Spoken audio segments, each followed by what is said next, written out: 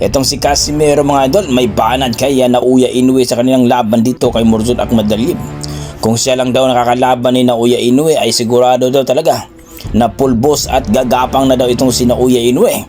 Well mga idol, kitang-kita natin yung laban ni Naoya Inoue at ni Akmadalib, yuntikan pa siya, no? Dito kay Akmadalib. Unanimous decision ang kanilang laban mga idol at kitang-kita natin na takot din itong si Murzon Akmadalib.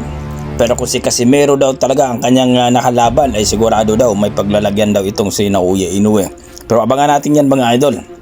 Ayon kay Naoya Inoue mga idol, kung magpakita daw gilas itong si Casimero sa kanyang laban ngayong Oktubre 25 mga idol, at TKO ang buti ng kalaban mga idol, ay lalabanan daw niya itong si Casimero mga idol, no? Hindi na daw niya lalabanan itong si Picasso.